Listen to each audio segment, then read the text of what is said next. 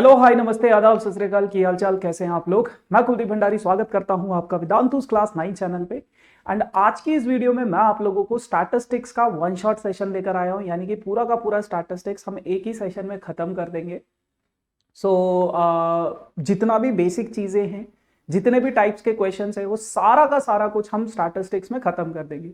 Video ज्यादा लंबा नहीं होगा, 30 से 40 मिनट का ये वीडियो होगा। बहुत सिंपल सा चैप्टर है ये आपके पास। हर टाइप का मैं एक क्वेश्चन आपको करवाऊंगा, बाकी के क्वेश्चंस आप इजीली सॉल्व कर सकते हो और इससे बाहर आपका स्टैटिस्टिक्स और कुछ आएगा नहीं। पहले स्टैटिस्टिक्स में मीन मीडियन मॉड भी हुआ करता था, लेकिन इस साल वो डिलीटेड है, तो वो करने की जरूरत नहीं है। जो भी सीबीएसई बैच के स्टूडेंट्स हैं और उसके अलावा तो बाकी जो टॉपिक हैं अपने पास ग्राफ रिलेटेड, वो हम आज के इस सेशन में करेंगे। तो चलिए करते हैं वीडियो को स्टार्ट बिना किसी देरी के साथ। लेकिन यार, अगर अभी तक आप लोगों ने वीडियो को लाइक नहीं किया, मेक श्योर वीडियो को लाइक जरूर कर दे। जो भी बच्चा नया है इस चैनल पे, चैनल को सब्सक्राइब जरूर कर देना, क्योंकि सही टाइम पे रेलेवेंट जानकारी, सही जानकारी आपको तभी मिलेगी जब आप लोग चैनल को सब्सक्राइब करोगे। ठीक है जी, चलो। तो यार थोड़ा पानी वानी पी लेते हैं, है ना।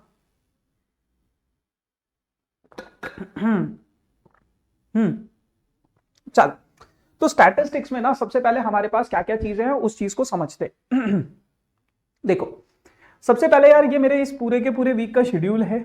ये सेशन हमारा अभी है, ये मेरा अपकमिंग सेशन है ना। और उससे पहले के अपने ये वाले सेशंस हैं। तो ये सारे के सारे सेशंस आप लोगों के लिए बहुत इंपॉर्टेंट है। सभी वीडियोस को जरूर देखना, कुछ सीखने को मिलेगा आपको। बाकी यार, ये वेदांतु का ऑफिशियल टेलीग्राम ग्रुप है। अगर आपको सेशन के नोट्स चाहिए होते हैं पीडीएफ के फॉर्मेट में, तो आप टेलीग्राम ग्रुप ज्वाइन कर लेना। उसके अलावा यार, ये इंस्टाग्राम है मेरा पर्सनल। अगर आप लोग मुझसे पर्सनली कनेक्ट करना चाहते हो तो आप कनेक्ट कर सकते हो ओवर द इंस्टाग्राम, है ना। बाकी तो ऑल गुड है ही।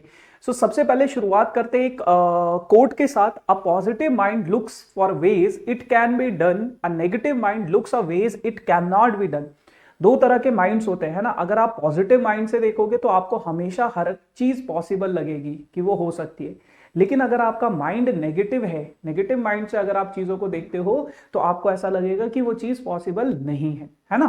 तो चलिए फिर करते हैं वीडियो की स्टार्ट अपने इस सेशन को। सबसे पहले आपको मैं स्टैटिस्टिक्स की कुछ बेसिक चीजें बताता हूं, ज्यादा पीछे नहीं जाना है।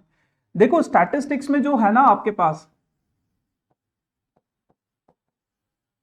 स्टैटिस्टिक्स, बेसिकली इसमें हम करते क्या है। सबसे पहले आप इस चीज को समझो कि इसमें आप लोग करोगे क्या। तो इसमें आप लोगों को डेटा के बारे में चीजों को समझना होता है। स्टैटिस्टिक्स में आप क्या करते हो, डेटा को समझते हो, डेटा को। ठीक है, जो भी डेटा है, data means statistics is basically study of collection of data. जब आप डेटा को कलेक्ट करते हो, कुछ इंफॉर्मेशन को कलेक्ट करते हो, तो दैट इज योर डेटा, है ना। जैसे अगर मैं आपको बोलूं कि यार लेट्स से अभी जैसे जब कोविड हुआ था, तो उस टाइम पे वैक्सीन लगानी थी, है ना। तो हर कैटेगरी को अलग अलग डिवाइड कर दिया गया था। जैसे जैसे 5 साल से कम उम्र वाले बच्चे अलग, फिर 5 से 10 साल वाले अलग, फिर 10 से 12 साल वाले 10 से 20 साल वाले अलग, फिर 20 से ऐसे 40 साल वाले अलग, 40 से 60 वाले अलग, 60 से ऊपर वाले अलग। तो फिर उसका जो डेटा कलेक्ट किया गया कि हमारी लोकेलिटी में कितने प्रतिशत लोग 10 से कम ईयर्स वाले हैं, 20 से ज्यादा वाले हैं, तो उस कलेक्शन ऑफ इंफॉर्मेशन, उस कलेक्टिव इंफॉर्मेशन को बोला जाता है डेटा। और उस डेटा पे जो स्टडी की जाएगी, उस डेटा पे जो स्टडी की जाएगी कि हम, मतलब जैसे गवर्नमेंट अलग अलग स्कीम्स लॉन्च करती है on the basis of that data, या फिर गवर्नमेंट और भी बहुत तरीके की चीजें यूज करती है बाय यूजिंग दैट डेटा, है ना। जैसे अगर कभी वैक्सीन लगाना हो या फिर कभी ऐसा सा कुछ चीजें हो, तो on the basis of that data सारे के सारे डिसीजंस लिए जाते हैं। तो स्टडी ऑफ डेटा को स्टैटिस्टिक्स बोला जाता है। और आपके पास जो स्टैटिस्टिक्स है वो बहुत इजी है। 10th ग्रेड में भी आपके पास स्टैटिस्टिक्स है, 10th ग्रेड का स्टैटिस्टिक्स भी बहुत इजी है। लेकिन जब आप हायर ग्रेड्स में स्टैटिस्टिक्स को पढ़ते हो तो वो थोड़ा सा कॉम्प्लिकेटेड हो जाता है। यहाँ पे बहुत सिंपल सिंपल सी चीजें हैं। आपके पास बेसिकली है क्या, यहाँ पे आपको ग्राफिकल रिप्रेजेंटेशन देना है अपने उस डेटा का। ग्राफिकल रिप्रेजेंटेशन देना है अपने उस डेटा का। अब ग्राफिकल रिप्रेजेंटेशन क्या चीज होती है। ग्राफिकल रिप्रेजेंटेशन का मतलब है कि जो आपने डेटा कलेक्ट किया है उसको ग्राफ के फॉर्मेट में जब आप रिप्रेजेंट करते हो, तो that is the graphical representation of that data, है ना। ग्राफ के फॉर्मेट में जब आप उसको प्रेजेंट करते हो। अच्छा, अब जो आपके पास ग्राफ है बेटा, वो आपके पास तीन तरह के ग्राफ है, एक है बार ग्राफ, एक है हिस्टोग्राम, एक है फ्रीक्वेंसी पॉलीगन। और भी बहुत सारे ग्राफ्स होते हैं, लेकिन आपकी क्लास में आपको सिर्फ यही तीन ग्राफ्स पढ़ने हैं। पहले bar graph, double bar graph भी हुआ करता था, बट वो सारा कुछ डिलीटेड है ना। तो ये तीन ग्राफ्स हमें पढ़ने हैं। सबसे पहले शुरुआत करेंगे यार अपन लोग बार ग्राफ से। बार ग्राफ होता क्या है, देखो, मान लो आपके पास कोई इंफॉर्मेशन दी गई है। मान लो आप मार्केट गए, मार्केट में आपने मंडे को आपने कुछ एप्पल्स खरीदे, है ना, कुछ एप्पल्स खरीदे, और ये क्या है, डेज है। तो मंडे को आपने 2 केजी एप्पल खरीदे, ट्यूसडे को आपने बेटा 3 केजी एप्पल खरीदे, वेडनेसडे को आपने बेटा 1 केजी एप्पल खरीदा, ठीक है, थर्सडे को आपने 5 केजी एप्पल खरीदे, फ्राइडे को आपने बेटा 6 केजी एप्पल खरीदे, सैटरडे को आपने बेटा 3 केजी एप्पल खरीदे, और संडे को आपने 4 केजी एप्पल खरीदे, मान लो, है ना। अब ये जो इंफॉर्मेशन आपको दिया गया है ना, ये जो इंफॉर्मेशन आपको दिया गया है, इस इंफॉर्मेशन के बेसिस पे आपको एक बार ग्राफ ड्रॉ करना है। देखो कैसे, एक डे है, और उस एक डे का एक आपके पास, इसको बोला जाता है बेटा फ्रीक्वेंसी, इसको बोला जाता है फ्रीक्वेंसी, ठीक है ना, फ्रीक्वेंसी। अब करना क्या है बेटा, आपको एक्स एक्सिस और वाई एक्सिस इस तरीके से खींच लेनी है, ठीक है, ये आपका ओरिजिन है। यहां पे इक्वल इक्वल गैप पे आपको नंबरिंग कर देनी है। जैसे आपको पता है, ये अपनी इस फ्रीक्वेंसी के अकॉर्डिंग, अगर ज्यादा फ्रीक्वेंसी होती है तो आप 5 का गैप, 10 का गैप भी ले सकते हो। कम कम फ्रीक्वेंसी है तो आप 1 का गैप, 2 का गैप, 3 का गैप, 4 का गैप, है ना, कितना भी मतलब इस तरीके से गैप्स ले सकते हो। फिर अब अगर मैं बात करूं, मंडे को 2 केजी एप्पल खरीदे, तो आपने यहां पे इस तरीके से एक बॉक्स इस तरीके से बना दिया, ये आपका क्या है, मंडे का है। फिर एक इस तरीके से होते हैं ना, ग्राफ पेपर पे आपके पास इस तरीके से वो लाइंस होती है, ऐसा सा, है ना। फिर एक गैप छोड़ के ट्यूसडे का आपका कितना है बेटा, 3 केजी है, ट्यूसडे का कितना है बेटा, 3 केजी, तो ये 3 केजी हो गया। फिर अगर मैं बात करूं वेडनेसडे का कितना है बेटा, 1 केजी, तो 1 केजी का ये हो गया। फिर थर्सडे को कितना है बेटा, 5 केजी, तो एक गैप छोड़ के 5 केजी, ये इनको बोला जाता है बेटा बार ग्राफ। फिर फ्राइडे का कितना है, 6 केजी, ठीक है, सैटरडे का कितना है बेटा, 3 केजी, और संडे का कितना है बेटा, 4 केजी। तो ये इस तरीके से आपका ग्राफ, बार ग्राफ बन जाता है। अब इस बार ग्राफ के ऊपर आपके पास कई बार ऐसा भी होता है कि आपके पास कुछ क्वेश्चंस वो पूछ लेते हैं, क्वेश्चंस पूछ लेते हैं, है ना। क्वेश्चंस इन द सेंस कि आपके पास ये ग्राफ दिया होगा, दो टाइप के क्वेश्चंस आएंगे, एक जिसमें आपको ग्राफ ड्रॉ करना होता है, और एक जिसमें आपके पास ग्राफ गिवन होता है और आपसे कुछ क्वेश्चंस पूछे जाते हैं, ठीक है जी। ये आपके पास बार ग्राफ के बारे में बताया गया है कि एक्स एक्सिस पे बनाओ, वाई एक्सिस पे बनाओ। देखो क्वेश्चन बहुत सिंपल से आते कि एक फैमिली है जिसकी मंथली इनकम 20,000 रुपए है, had planned the following expenditure month under various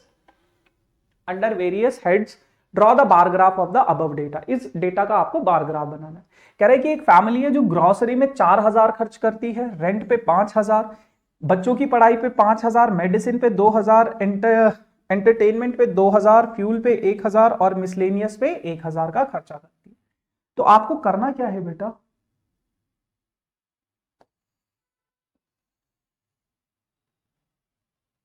कुछ नहीं करना है। आपके पास जो एक्स एक्सिस और वाई एक्सिस होंगी इस तरीके से होंगी, है ना, ये आपका ओरिजिन होगा। ये आपके पास यहां पे आप लिखोगे क्या,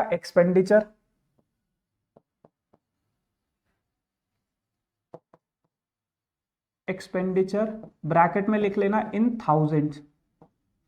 थाउजेंड्स में ये आपके एक्सपेंडिचर है, ठीक है। अच्छा, यहां पे आप क्या लिखोगे, हेड्स, जो भी आपके खर्चे हैं। तो ये हो गया बेटा 1,000, 2,000, 3,000, 4,000, 5,000, 6,000, 7,000, 8,000, इससे ज्यादा तो नहीं है कोई, ठीक है। ग्रोसरी में कितना है बेटा आपके पास, ग्रोसरी में है आपके पास 4,000, तो ग्रोसरी में 4,000 का खर्चा हुआ। फिर आपके पास क्या है बेटा, इक्वल गैप के बाद रेंट पे आपका खर्चा कितना हो रहा है बेटा, 5,000, तो 5,000 का ये खर्चा हुआ। फिर आपके पास है बेटा मेडिसिन का 2,000, तो मेडिसिन के ये आपके 2,000 हो गए। फिर आपके पास क्या है बेटा, एंटरटेनमेंट का कितना है बेटा, 2,000 है। फिर आपके पास क्या है बेटा, फ्यूल का कितना है, 1,000, और मिसलेनियस प्रॉब्लम आपके पास कितनी है 1000। बस इस तरीके से आप यहां पे ये लिख लेना यार, ये ग्रोसरी है, ये आपके पास रेंट है, ये आपके पास एजुकेशन ऑफ चिल्ड्रन, अरे वो वाला नहीं बनाया हमने, ये वाला मिस हो गया है ना। तो ऐसा आप लोग अपना ग्राफ ड्रॉ कर दोगे, जैसे ये है ऐसा, ठीक है जी। चलो, बहुत सिंपल सी कहानी है। अगला क्वेश्चन, अब आपके पास ये ग्राफ दिया गया है, इस ग्राफ के बेसिस पे आपके पास कुछ क्वेश्चंस पूछे गए, और ऐसा क्वेश्चन अगर आपके पास आएगा, अच्छा अगर स्टैटिस्टिक्स 1 मार्क्स में एमसीक्यू में आता है तो ऐसा ही क्वेश्चन आएगा, वो आपको ग्राफ ड्रॉ करने को नहीं देता है 1 मार्कर क्वेश्चंस में, है ना।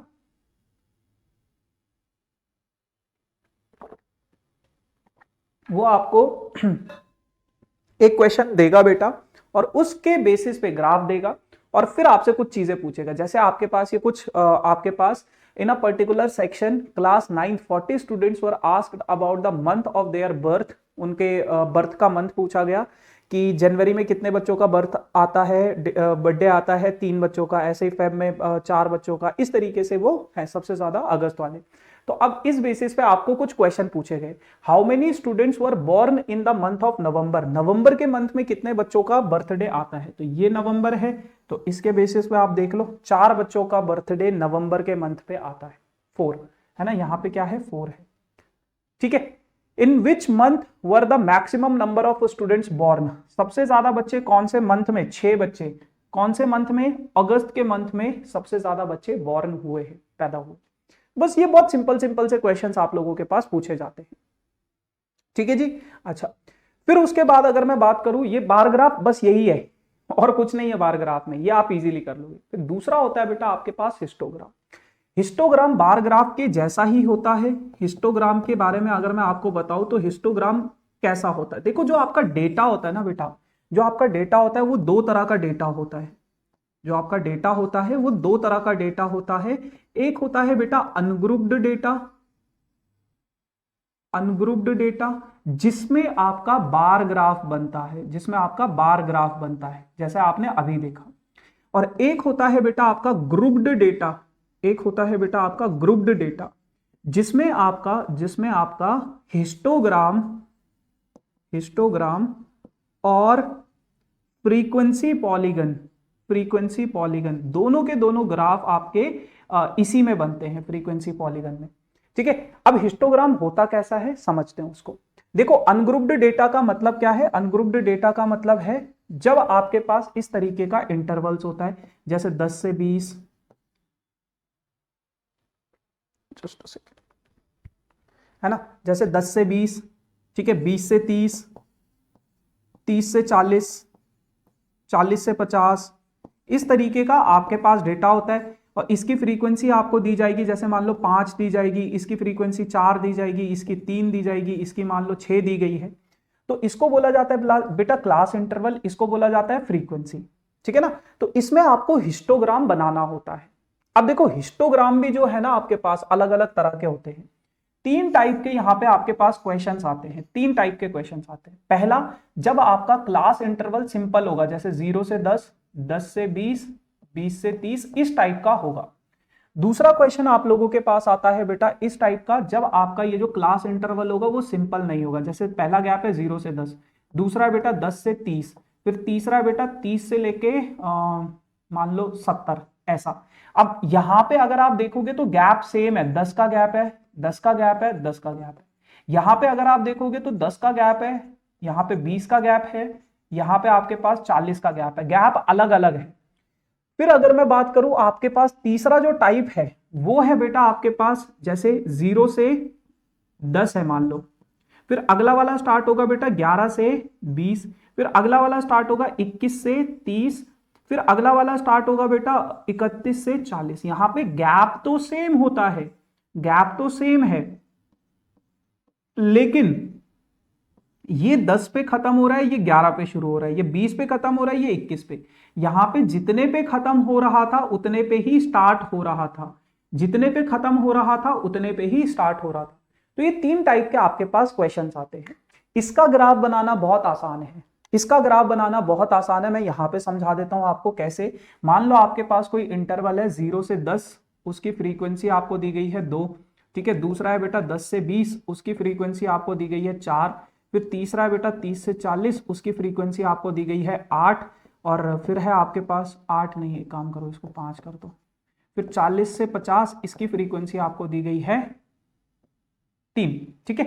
अब इसका ग्राफ बनाना है। ग्राफ कैसे बनाओगे बेटा, एक्स एक्सिस वाई एक्सिस, ये है 0 से स्टार्ट हो रहा है। ठीक है। फिर ये हो गया आपके पास 10, फिर ये हो गया आपके पास 20, फिर ये हो गया आपके पास 30, फिर ये हो गया आपके पास 40, फिर ये हो गया आपके पास 50, फिर ये हो गया 60, फिर ये हो गया 70। ठीक है। ऐसे ही वाई एक्सिस पे 1 2 3 4 5 और 6। वाई एक्सिस पे आप हमेशा अपनी इन फ्रीक्वेंसीज को लिखते हो, ठीक है, रिप्रेजेंट करते हो। और एक्स एक्सिस पे आपका क्लास इंटरवल रहेगा। अब ग्राफ कैसे बनेगा, देखो बहुत आसान है। 10 से लेके 0 से 10 कितने लोग हैं, 2 लोग हैं, तो 0 से 10 कितने लोग हैं, 2 लोग हैं। उसके बाद अगला वाला कौन सा है, 10 से 20 कितने लोग हैं, 4 लोग हैं। तो 10 से 20 बिल्कुल इसके साथ चिपक के 10 से 20 कितने लोग हैं, 4 लोग हैं। फिर 20 से 30 कितने लोग हैं बेटा, ओ 20 से 30 तो है ही नहीं यहाँ पे, 20 से 30, ये 30 से 40। ठीक है। 20 से 30 आप लोगों के पास कितने हैं बेटा, 20 से 30 आप लोगों के पास 5 हैं, तो ये ऐसा बनेगा। फिर 30 से 40 आप लोगों के पास कितने बेटा, 3 हैं, तो ये ऐसा बनेगा। तो ये आपका हिस्टोग्राम होता है। ठीक है, जो बिल्कुल चिपक चिपक के होता है। यहां पे आपको ना एक चीज और ध्यान रखनी है, कई बार आपका जो इंटरवल होता है, स्टार्टिंग वाला इंटरवल, वो ऐसा होता है 500 से 600। ठीक है। फिर आगे का 600 से 700 ऐसा होता है। फिर 700 से 800 ऐसा होता है। तो जब आपके पास स्टार्टिंग का गैप बहुत ज्यादा होता है तो आप क्या करते हो, आपको पता है बेटा ओरिजिन पे तो 0 होता है। फिर एकदम से अगर मैं ये गैप 500 दिखाऊं, फिर आगे का गैप 600, 100 का है। आगे का गैप कितना है, 100 का है।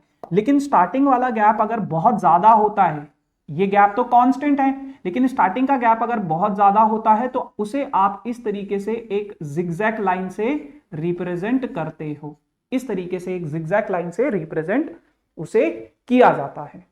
ठीक है। चलो आ जाओ। अब आप लोगों के पास ये एक डेटा है, इस डेटा का आपको हिस्टोग्राम बनाना है। बहुत सिंपल सा डेटा है, 0 से 10, 10 से 30, 30 से 45, 45 से 50। देखो यहां पे जो गैप है ना वो सेम नहीं है। तो कभी भी अगर आपके पास गैप सेम नहीं होगा तो आपको क्या करना है, ये जो आपकी फ्रीक्वेंसी है, ये जो आपकी फ्रीक्वेंसी है, आपको न्यू फ्रीक्वेंसी निकालनी है। न्यू फ्रीक्वेंसी निकालनी है, जिसे हम एडजस्टेड फ्रीक्वेंसी भी बोलते हैं। एडजस्टेड फ्रीक्वेंसी भी बोलते हैं। ठीक है। अब ये क्या होता है, एडजस्टेड फ्रीक्वेंसी होता क्या है। एडजस्टेड फ्रीक्वेंसी का मतलब होता है कि आपके पास ये जो फ्रीक्वेंसी है इसको एडजस्ट करना है। और उसका फॉर्मूला बेटा आप लोगों के पास होता है ये कि minimum class size upon data का size into frequency of the class.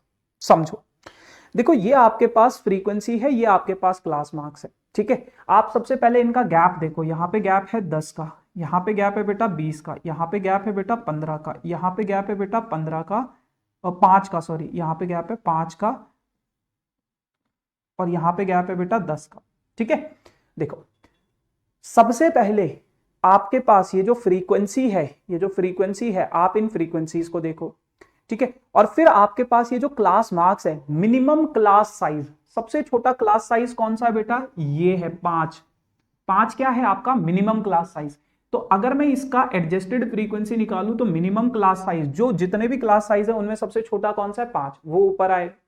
फिर है बेटा आपके पास क्लास साइज, इस क्लास का साइज कितना है, 10 का साइज है, इसका गैप कितना है, 10 का गैप है, इनटू जो इसकी फ्रीक्वेंसी है, इसकी फ्रीक्वेंसी कितनी है 8। जब आप इसे सॉल्व करोगे तो आपके पास आ गया 4।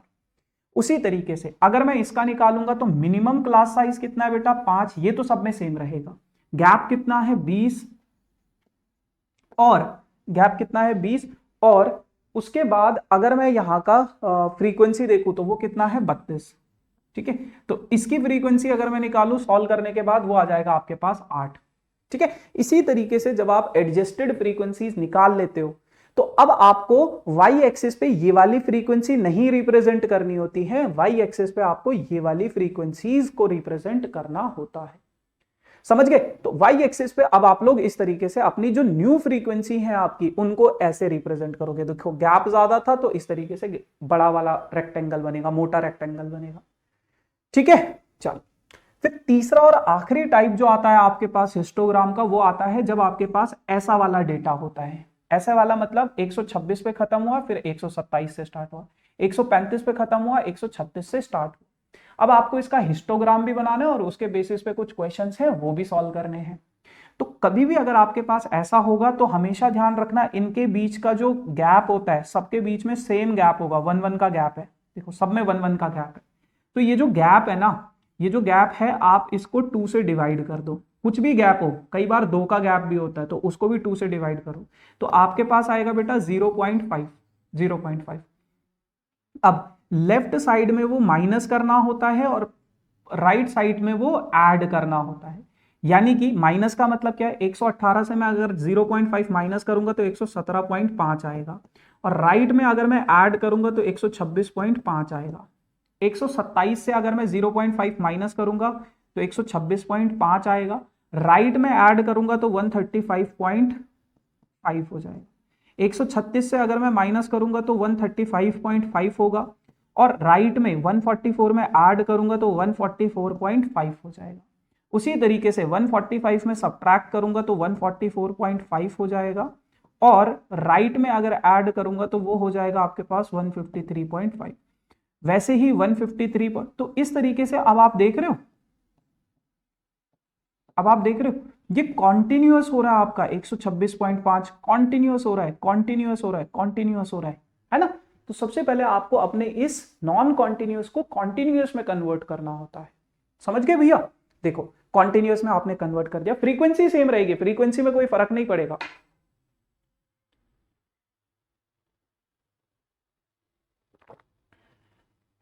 अब इसका ग्राफ बना है। ग्राफ कैसे बनाओगे? बहुत सिंपल, आपको यहां पे गैप दिख रहा है बहुत ज्यादा है ना? तो आपको पता है यहां पे जिगजैग इस तरीके से आप इस तरीके से एक लाइन ड्रॉ कर दी। अब शुरुआत होगी आपकी कहां से बेटा? 117.5 से लेके 126.5, सबके गैप सेम होने चाहिए। फिर दूसरा कितना है? 135.5। इस तरीके से आप इसको मेंशन करोगे और उनकी फ्रीक्वेंसीज का हिस्टोग्राम ऐसा बना दो। अब उसके बेसिस पे कुछ क्वेश्चन थे। पहला क्वेश्चन क्या कहता है? पहला क्वेश्चन कहता है कि is there any other suitable graph representation for the same data? क्या इस डेटा के लिए कोई और सुटेबल ग्राफ हो सकता है? तो हाँ, कभी भी जो हिस्टोग्राम होता है ना बेटा, हिस्टोग्राम, तो हिस्टोग्राम के जैसे मैंने आपको बताया ना, वो किस पे बनता है? ग्रुप्ड डेटा पे बनता है, ग्रुप्ड डेटा। और उस ग्रुप्ड डेटा पे आप लोग एक और ग्राफ बना सकते हो जिसको हम कहते हैं फ्रीक्वेंसी पॉलीगन। फ्रीक्वेंसी पॉलीगन, ठीक है ना? इसको हम लोग क्या कहते हैं? फ्रीक्वेंसी पॉलीगन कहते हैं। ठीक, अच्छा, उसके बाद बस ये है। फिर उसके बाद क्या है आपके पास? Is it correct to conclude the maximum number of leaves are 153 mm? तो मैक्सिमम जो है वो 153 है क्या? हाँ बिल्कुल सही है ना? मतलब वो गलत है। उस क्या पूछा क्या है? Long Y. जो मैक्सिमम नंबर ऑफ लीव्स है वो क्या 153 है? नहीं बेटा, मैक्सिमम नंबर ऑफ लीव्स तो आपके पास इस वाले क्लास इंटरवल के बीच में है। आपके पास 144.5 से लेके 153.5 के बीच में वो लाई करती है। जरूरी नहीं है कि वो 153 के, क्योंकि उसमें क्या होगा ना, 153.5 के बाद वाला ये यहां पे काउंट होगा। एक और चीज को समझो, ये मैं बताना भूल गया।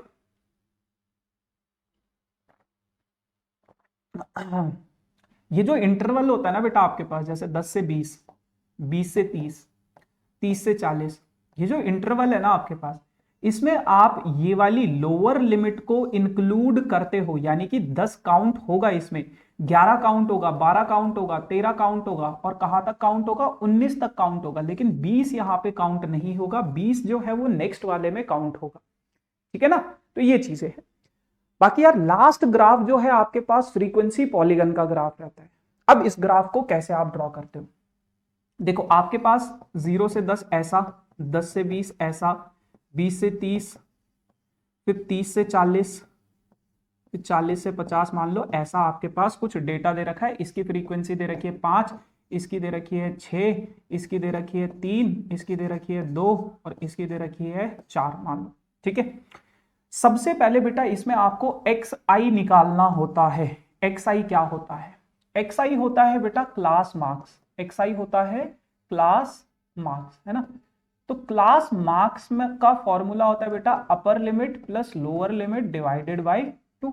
अपर लिमिट कितना है 10, लोअर लिमिट कितना है 0, 10 प्लस 0 10 डिवाइडेड बाई 2 कितना होगा 5, 10 प्लस 20 30, 30 डिवाइडेड बाई 2 कितना होगा 15, इन दोनों को ऐड करोगे तो 25, फिर इन दोनों को ऐड करोगे तो 35 और 2 से डिवाइड भी करना है, फिर ये हो जाएगा आपके पास 45। अब इसको आपको एक्स एक्सिस पे रिप्रेजेंट करना है और इनको आपको वाई एक्सिस पे रिप्रेजेंट करना है। ठीक है ना, कैसे करना है उसको ध्यान से देखो, इसमें ना थोड़ा सा चेंज है बस, ये है। तो मान लो ये कितना है आपके पास 5,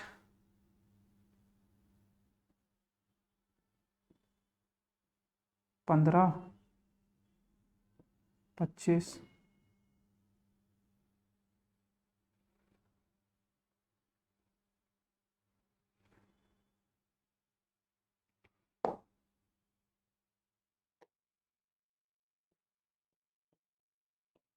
15, 20, 25, 30, 35, 40, 45 और ये 50 और ये 55। ठीक है, यहां पे ना आपको ये 0 है और -5 थोड़ा सा नेगेटिव साइड में भी जाना पड़ता है। क्यों जाना पड़ता है सबसे पहले समझो। आपका स्टार्ट हो रहा है बेटा 5, x 5 है y भी 5 है। अच्छा इसको भी लिख देते 1 2 3 4 और 5 और ये 6 और ये 7। ठीक है, x 5 है y भी 5 है तो ये यहां पे ये वाला पॉइंट लाई करेगा। दूसरा है बेटा आपके पास x 15 है और y कितना है 6 है, x 15 है y कितना है 6 है, ये यहां पे लाई करेगा। तीसरा है 25,3 25, x 25 है y कितना है 3 है, तो ये यहां पे लाई करेगा। फिर है 35,2 तो ये यहां पे कहीं पे लाई करेगा। फिर है बेटा 45,4 तो ये यहां पे कहीं पे इस तरीके से लाई करेगा।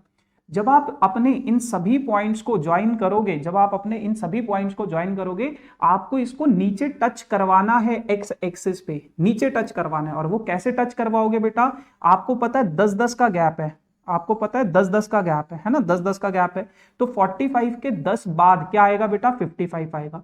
तो आपको इसको यहां तक नीचे तक खींच के लेके जाना है। 10-10 का गैप है तो इससे अगर मैं 10 कम करूंगा तो कितना आएगा -5, और आपको इसको ऐसे नीचे खींच कर लेकर जाना है। ये फ्रीक्वेंसी पॉलीगन का ग्राफ ऐसे ड्रॉ किया जाता है, समझ गए।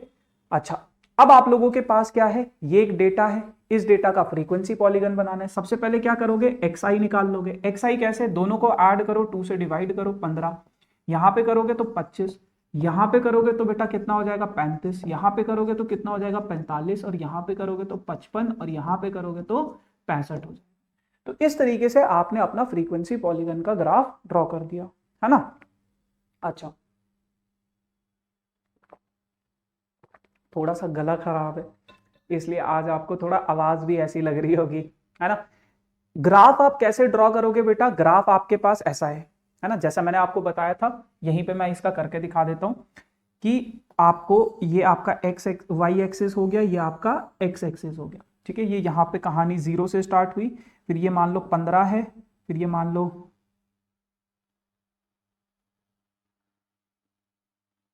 10-10 का गैप, कितने का गैप लोगे 10, फिर ये 20, फिर ये मान लो 30, फिर ये मान लो 40, फिर ये मान लो 50, फिर ये मान लो 60, फिर ये मान लो 70, फिर ये मान लो 80, फिर ये मान लो 90, इस तरीके से ये है। ठीक है, तो इधर भी आना पड़ेगा -10, इधर भी आना पड़ेगा -20। ठीक है, इनको अगर मैं देखूं तो ये कितना है 10-10 का है, तो 10-10 का गैप कर लो, 10, 20, 30, 40, 50, 60, 70, 80, 90, 100, 110, 120, इस तरीके से 130 भी कर लो। ठीक है, ये हो जाए। अब आपको ग्राफ ड्रॉ करना है। देखो उसने बोला है कि इसमें हिस्टोग्राम भी बनाना है और फ्रीक्वेंसी पॉलीगन भी बनाना है। तो हिस्टोग्राम तो आप बना लोगे, फ्रीक्वेंसी पॉलीगन का मैं बता देता हूँ। 15 और पहला क्या है 15,90, तो 10 और 20 के बीच में आएगा कहीं पे 15,90, तो ये यहाँ पे होगा कहीं पे। फिर दूसरा क्या है बेटा 25,40, तो 20 और 30 के बीच में आएगा कहीं पे 25,40, ये यहाँ पे होगा। तीसरा 35, 30 और 40 के बीच में 60, ठीक है। फिर क्या है 20 है, ठीक है। फिर क्या है 120 है ऐसा। फिर क्या है 30 है, 60 से 70 के बीच में कितना है 30 है ऐसा। और जब आप अपने इन पॉइंट्स को ज्वाइन करोगे ना, ये ये ये ये, तो आपको पता है 10 आगे भी जाना है, ठीक है। 65 के 10 आगे क्या होगा 75, वहां तक टच कराना है। और इसके 10 आगे क्या होगा बेटा -5, मतलब ये 15 था ना, 15 कितने का गैप है 10-10 का गैप है ना, तो -5 पे एंड करेगा ये वाला लाइन यहाँ पे।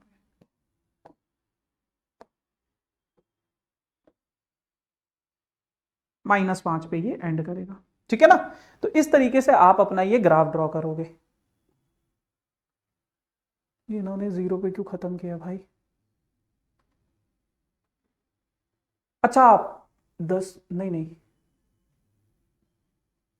5 पे खत्म होगा ये, ठीक है। 5 पे खत्म होगा, 0 पे भी माइनस पे भी खत्म नहीं होगा, क्योंकि देखो 15 से आप देख रहे हो ना 10-10 का गैप है 25, है ना। गैप कितना था आपके पास 10-10 का गैप था आपके पास, 25 फिर 35, है ना। 10-10 का गैप है, तो 15 से अगर मैं 10 सब्ट्रैक्ट करूंगा तो वो आएगा बेटा 5 पे, तो 5 पे आना चाहिए। ये इन्होंने यहाँ पे थोड़ा सा गड़बड़ कर दिया है, ये 5 पे आना चाहिए, ये नीचे यहाँ पे 5 पे आना चाहिए, ठीक है, ठीक है ना, ये यहाँ पे आना चाहिए। तो इस तरीके से आप अपना ये फ्रीक्वेंसी पॉलीगन का ग्राफ ड्रॉ करते हो। अब आप लोगों के पास ये क्वेश्चन है, ये आप लोगों का होमवर्क क्वेश्चन है, इस क्वेश्चन को आप लोग करना, और स्टैटिस्टिक्स में इसके बाहर से आपके पास कुछ भी नहीं आएगा।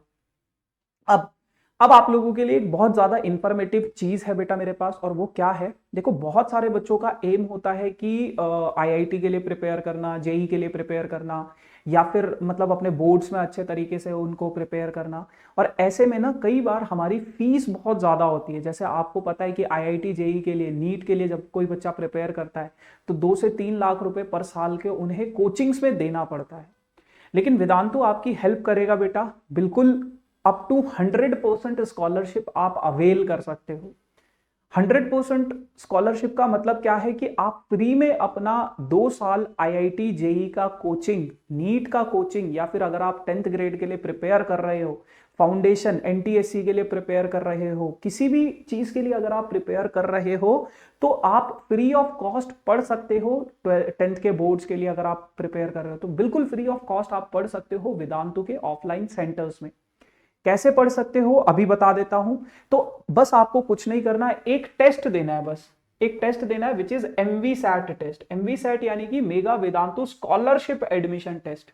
तो ये एक स्कॉलरशिप एडमिशन टेस्ट है जो कि आपकी नियर सिटी, जो भी आपकी सिटीज हैं उन वहीं पे किसी सेंटर में, वेदांतु के सेंटर्स हैं तो वहां पे उन सिटीज में आपका ये एमवीसैट का टेस्ट होगा।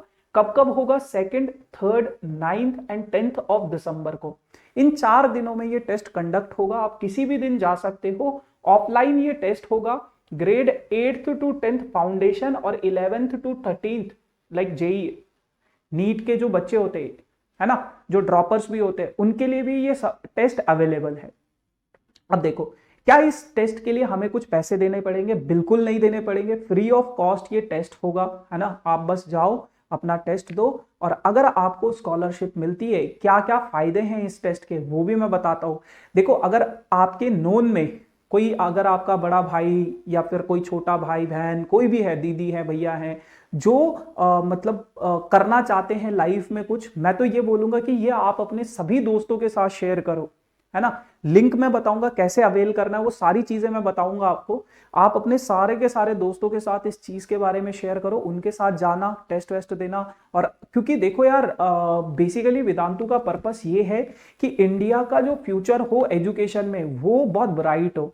अब उसके लिए, क्योंकि हर साल हमारे यहाँ से कई सारे रिजल्ट्स निकलते हैं, तो उसमें बहुत सारे बच्चे ऐसे होते हैं जो 100% स्कॉलरशिप, जो पैसे नहीं दे पाते, तो उनको स्कॉलरशिप के लिए ये टेस्ट करवाया जाता है। तो वैसे ही आप लोगों के पास भी एक अपॉर्चुनिटी है, आप लोग भी टेस्ट दे सकते हो। कौन कौन सी सिटीज में है? चेन्नई में है, कोयम्बटूर, मदुरई, ट्रिकी, विशाखापट्टनम, हैदराबाद, विजयवाड़ा, दिल्ली, बेंगलोर, पुणे, नागपुर, औरंगाबाद, पटियाला एंड मुजफ्फरपुर। ये कुछ ऐसी सिटीज हैं जहां पे आपके ये टेस्ट के सेंटर्स होंगे। तो इन सेंटर्स में जाके आपको टेस्ट देना पड़ेगा। अब दिल्ली में कहां पे, बेंगलोर में कहां पे, वो भी बताऊंगा, तो 2 मिनट दो। सबसे पहले आप समझो कि MVSAT का टेस्ट देना क्यों चाहिए। एक तो सबसे बड़ा रीजन ये है कि अप टू 100% तक की स्कॉलरशिप आप लोगों को मिल जाएगी वेदांतु के ऑफलाइन हाईटेक इंटरैक्टिव क्लासरूम्स में। मतलब ऑफलाइन हम आप लोगों को पढ़ाएंगे सेंटर्स में, है ना, और ऑनलाइन भी है, ऑनलाइन की बात किसी और दिन करेंगे, लेकिन ऑफलाइन अभी है, तो ऑफलाइन सेंटर्स में हम आप लोगों को पढ़ाएंगे और इंटरैक्टिव क्लासेस होंगी, बहुत अमेजिंग सी चीजें होंगी, और उसमें आप लोग 100% तक की स्कॉलरशिप यानी कि बिल्कुल फ्री में पढ़ सकते हो। अच्छा, उसके अलावा बेटा आपका एक, अगर और मैं बताऊं क्या फायदा है, आपको एक डिटेल्ड रिपोर्ट कार्ड मिलेगी, डिटेल्ड रिपोर्ट कार्ड आपको मिलेगी, जिसमें आपका परफॉर्मेंस एनालिसिस करके आपको बताया जाएगा कि यार ऑल इंडिया आपकी रैंक इतनी आई है, जिससे आपको एक आइडिया लग जाएगा कि आपका जो कंपटीशन है आप कहां पे स्टैंड करते हो उस कंपटीशन में, जो कि बहुत ज्यादा बेनिफिशियल होगा आपके आगे फ्यूचर में, है ना। क्योंकि जब आपको देखो, अगर आपको पता होगा कि मैं कहां स्टैंड करता हूं, तो ही तो आप अपना आगे का प्रिपेयर कर पाओगे ना। जो भी आपके स्ट्रॉन्ग एरियाज होंगे वो आपको बताए जाएंगे, जो आपके वीक एरियाज होंगे वो आपको बताए जाएंगे, ठीक है।